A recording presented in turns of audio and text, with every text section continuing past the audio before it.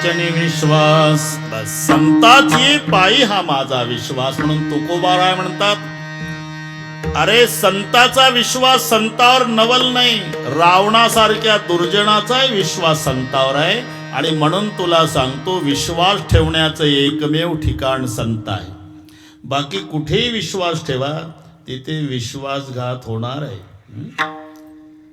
एकमेव ठिकाण, बाकी नाही. ते करतात काय? लावणिया मोह संसारी गोविती, अंतकाळी होती पाठमोरी, यमाच्या हाती बांधुनिया देती, भूषण घेती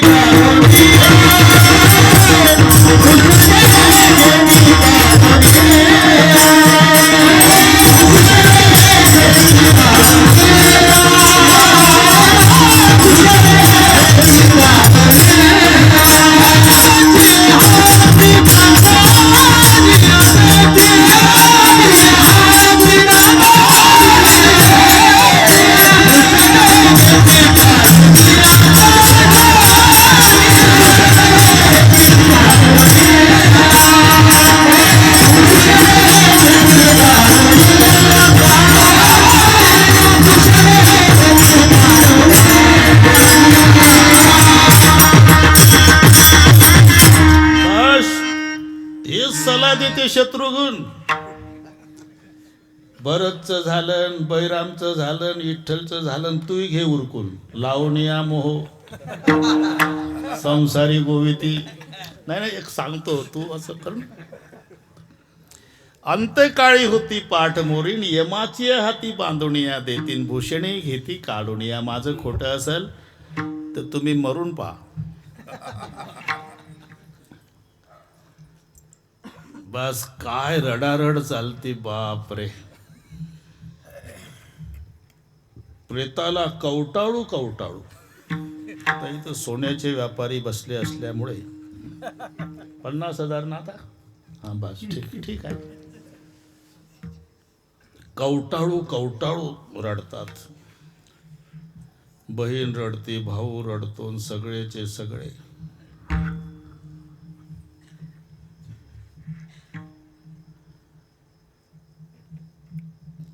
एक शब्द तरी बोला ना. तिथलं जन्मभर बोललं तर काही नाही वाटलं, पण मेल्यावर एक शब्द बोला.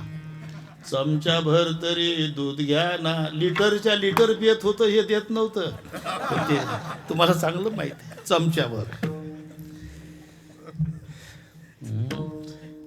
मुलगी येते लांबून, एवढं तरी ऐका ना. आयने साहेब, म्हातारीचं तर खूपच प्रेम उचंबवून जातं. तिथं तोंडाजवळ तोंड नेऊन एकदा तरी बघा ना. ते म्हणतं, मीच बघत होतो, तूच बघत नव्हती. 6 महिने जर्शीच्या गोठ्यात होतो, काय नाटक लावला एकदा तरी. इकडची नाही गोष्ट सांगत बुवा, अजून आपल्याला 11पर्यंत थांबायचं आहे चाटे सर. सगळ्या तिकडच्या गोष्टी आहे. ते म्हातारं मेलं आणि बिग बाई राहिली कानात. बिग बाई सोन्याची 5 ग्रामची होती. बाहेर काढलं न्हायला बापू, तरी कोणाच्याच लक्षात नाही. म्हातारीला वाटतं म्हातारं मरता मरता 25,000चं वाटोळे करून चाललं. बरं आपण काढावी तर लोकांना वाटल, पाहावं सोन्यासारखा जीव गेला आणि म्हातारी कानावर तुटून पडली. न काढावी तर तेवढ्यात 10व्याचा खर्च उरकतो, हे 25चं वाटोळे करून चाललं. म्हातारी हुशार. म्हातारीनं ठरवलं आपण काढायची नाही, म्हाताऱ्यासोबत जाऊ द्यायची नाही. बाहेर प्रेत न्हायला काढल्यावर म्हातारी आली, प्रेताच्या पावलाकडे बसली आणि पावलं धरली प्रेताची. तुमच्या पायात जोडा कसा शोभत होता. पावलाकडे. मग नाऊ घालणाराचे लक्ष पावलाकडे गेलं. म्हातारीने इकडे तिकडे पाहिलं, माझ्या रडण्याकडे समाजाचं लक्ष आलं. मग वर्णन वर सुरू केलं. टेरिकाटच्या धोत्राशिवाय नेसला नाही. लोक तिकडे पाहू लागले. हिला हळूहळू स्टँडवर यायचं केवरायच्या. मग कमरेवर चांदीच्या करगोट्याशिवाय बांधला नाही. लोक कमरीकडे पाहू लागले. मग वर आलं वर्णन, नेहरू सदऱ्याशिवाय घातला नाही. गळ्यावर आलं. साखळी कशी शोभत होती. आणि कानावर जेव्हा वर्णन आलं, अजूनही तुमच्या कानात, इथं थांबली. मग नाव घालणार तर लक्ष गेलं, पाटील अहो बिग बाई तशीच आहे, काढा एवढी. यमाच्या हाती बांधुनिया देती, भूषणेही घेती काढुनिया. ऐसी या चोराचा कैसा हा विश्वास. ऐसी या चोराचा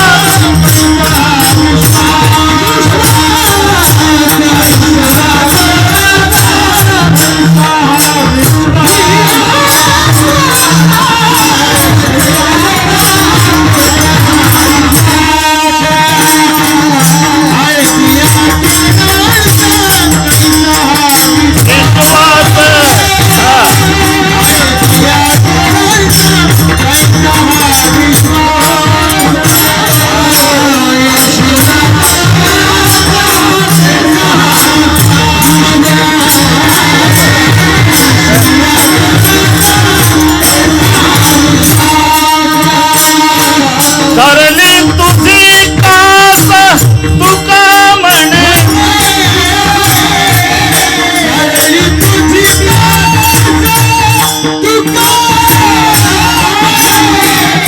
यमाच्या हाती बांधुनिया.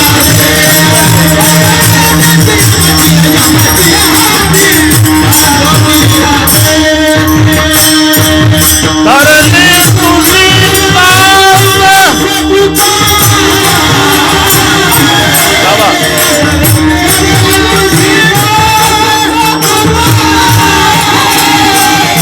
यमाच्या हाती बांधुनिया.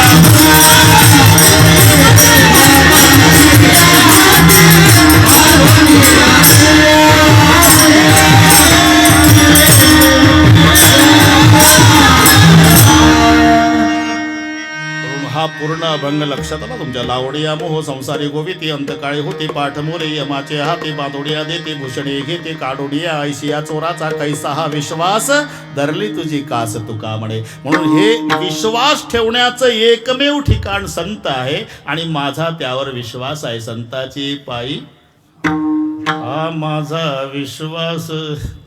अभंग सोपा आहे पण मजेदार आहे. त्याच्यात जेवढं जेवढं आत जाईल तेवढा आनंद आहे. नाही तर कोणाला पाठ नाही, इथे बसलेल्या सर्वांना पाठ आहे अभंग, सर्वांनाच पाठ आहे. संताची पायी हा माझा विश्वास, बाकी नाही.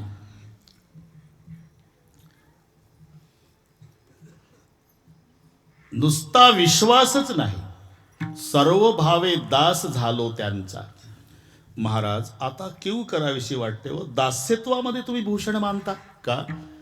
व्यास महर्षी सांगतात, हे 5 लोक मेल्यात जमा, जिवंत असून. जीवंतोपि मृत पंच व्यासन परिकीर्तितः. दरिद्रो व्याधितो मूर्खो प्रवासी नित्य सेवकः. पहिला दरिद्री, दुसरा व्याधिग्रस्त, तिसरा प्रवासी, चौथा मूर्ख, आणि शेवटी सेवक म्हणजे दास. दरिद्रो व्याधितो मूर्ख प्रवासी नित्य सेवक आहे. 5 लोक जिवंत असून मेल्यात जमा आहे. नाही दरिद्र सम दुःख जग माही, संत मिलन सम सुख जग नाही. नाही दरिद्र सम दुःख जग माही. दारिद्र्यासारखं दुःख नाही शत्रुघ्न, आणि संताच्या संगतीसारखं सुख नाही. हे पार्वती मातेने विचारलेले 2 प्रश्न महादेवाला.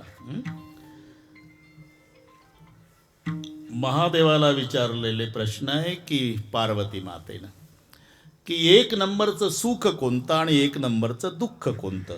तेव्हा महादेवजी म्हणाले, संत मिलन सम सुख जग नाही, नाही दरिद्र सम दुःख जग माही.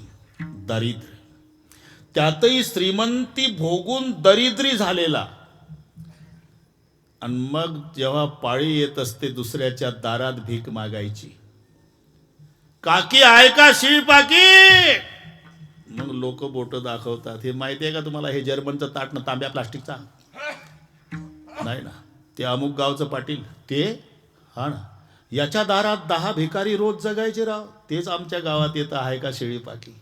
हे ऐकल्यावर त्याला वाटतं उद्या एंड्रीन पिऊन उसात मरून जावं, पण पुन्हा मधुकरी मागायला येऊ नये. नाही दरिद्र सम दुःख जगमाही. दरिद्रो व्याधी व्याधीग्रस्त असह्य व्याधी ज्याला आहे, सहन होत नाही, प्राणी जात नाही, तो जिवंत असून मेल्यात जमा.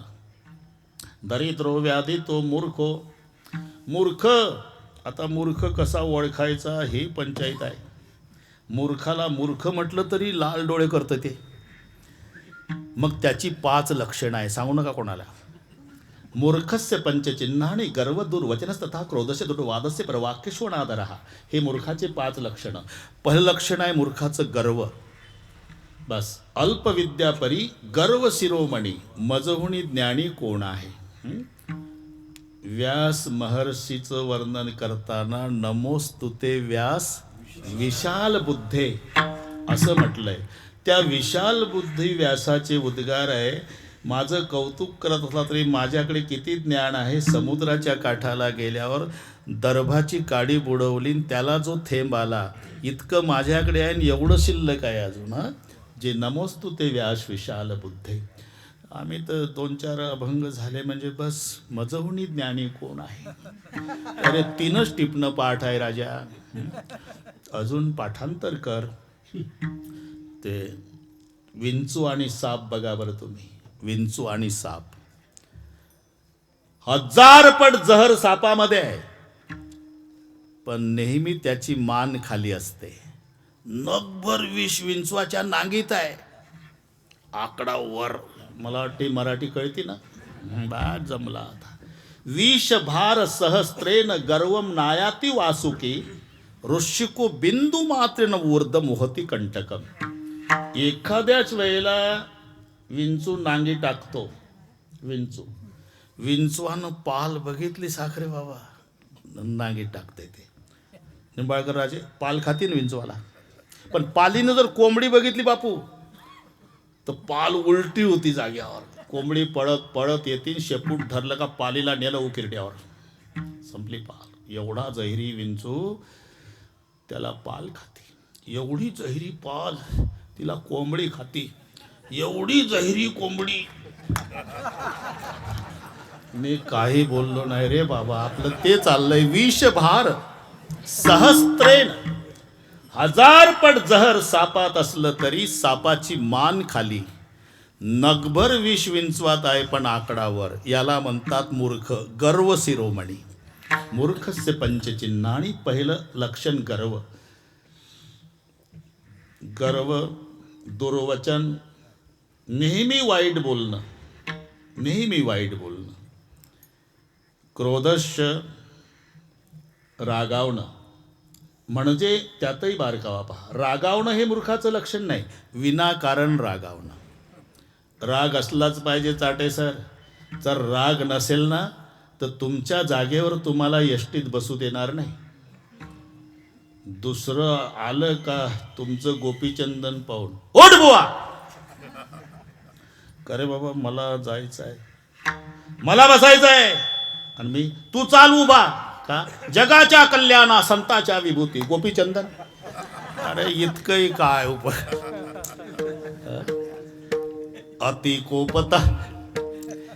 अति कोपता कार्य जाते लयाला, अति नम्रता पात्र होते भीतीला, अति कार्य ते कोणतेही नसावे, प्रमाणामध्ये सर्व काही असावे, जय जय रघुवीर समर्थ. म्हणून अति नम्रताही उपयोगाची नाही. अति कोपताकारी, विनाकारणचं रागावणं हे मूर्खाचं लक्षण. मूर्खस्य पंचचिन्हानि गर्व दुर्वचन क्रोधस्य दृढवादस्य. विनाकारणचा वाद घालणे. तर्केताम मा कुतर्केताम.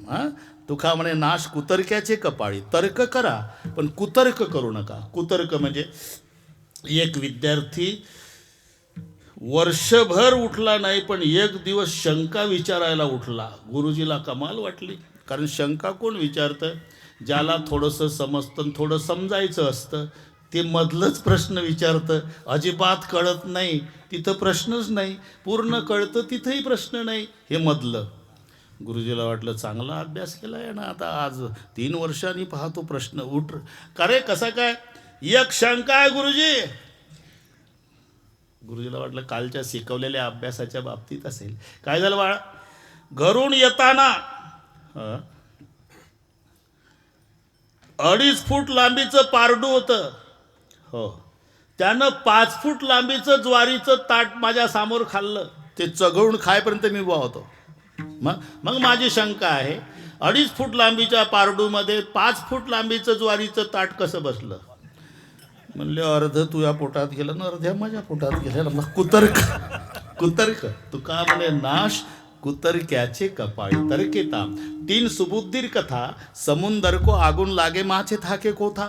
याला म्हणतात विनाकारणचा वाद. म्हणजे 3 जण समुद्राच्या काठाला गेले आणि 3घाचा वाद सुरू झाला. म्हणले का रे समुद्र पेटला? म्हणजे म्हटलं पेटल कसा रे? ते काय रॉकेल का डिझेल? समजा. अरे कुठेही समजा चालतो का? पेटलच कसा? ते पाणी आहे. मलाही कळतं रे, पण समजा. आता समजा एकादशीला शिवरात्र आली तर येतच नाही समजा. रविवारी जर मंगळवार आला तर सोमवार काय रजेवर जाईल का? समजा. एकादशीला शिवरात्र येतच नाही समजा आली तर मग त्या दिवशी लोणकडे तुपात डालड्याची भजी तळून काढायची. ते कशी काय होईल? होत नाही रे, पण समजा या नाही फिरवला समजा. तसं हे समजावर चाललं आपलं. समुद्र पेटत नाही पण समजा पेटला. मग समुंदर को आगून लागे माचे थाके कोथा. जर समुद्र पेटला तर याच्यातले मासे कुठे जातील? दुसरा म्हणला मग हे नारळाचं झाडं कायसाठी आहे? समुद्र पेटला म्हणजे मासे नारळ झाडावर जातील. तिसरा म्हणला दोघंही गाढवच आहे का तुम्ही? का मासे झाडावर कसे जातील? का त्या गायी आहे का म्हशी? हे दोघापेक्षा शहाणं. त्याला म्हणतात दृढवादश्च विनाकारणचा वाद. मी रामायणात सांगितलं होतं. 1 मिनिट चाटेसर घेतो. खिडकीहून तिकडच्या नागपूरच्या महिला भांडत होत्या. इकडच्या चांगल्या मावल्या कीर्तनाला आल्या. खिडकीहून 2 जणी बंद कर खिडकी. नाही करणार. खिडकी बंद कर. नाही करणार. तुझीच गाडी आहे का? तुझीच आहे का? तुझ्या बापाची. मी फुकट बसली का? मी फुकट. 3 स्टेशन वाद खिडकीवरून. 4थ्या स्टेशनला गाडी थांबली. भराभरा प्रवासी उतरले. पोलीस पळत आले. अहो त्या दोघीनं डोकं उठवलं. साहेब का भांडता मावशी? गारठं सहन होत नाही साहेब. खिडकी लाव म्हणते. तुमचं काय म्हणणं आहे? उकाडा सहन होत नाही म्हणून उघडते. तिथं कॉलेज कुमार होता. 3 स्टेशन मजा बघत होता. पोलीसला बाजूला तिकडे साहेब का विनाकारण डोकेदुखी आहे का? तुम्ही खिडकी बघा साहेब. पोलीस आला तर खिडकीला काचच नाही. अरे उघडी ठेवली काय आणि बंद ठेवली काय? काय उपटतं? याला म्हणतात दृढवादस्य. मूर्खाचं लक्षण चाललंय आपलं. मूर्खस्य पंचचिन्ह आणि गर्व दुर्वचन तथा क्रोधस्य दृढवादस्य आणि शेवटी परवाक्येषु अनादरः. दुसऱ्याच्या बोलण्याचा वेळोवेळी अनादर करणं हे मूर्खाची 5 लक्षणं आहे. जिवंतोपि मृतपंच व्यासन परिकीर्तितः दरिद्रो व्याधितो मूर्खो प्रवासी बरं का साखरे महाराज. तो घरी आला तर आपला, नाही तर जिवंतोपि मृतपंच. आणि सेवक म्हणजे दास. जिवंत असून मेल्यात जमा. आणि मग तुम्ही दास्यत्वात भूषण मानता. सर्वभावे दास झालो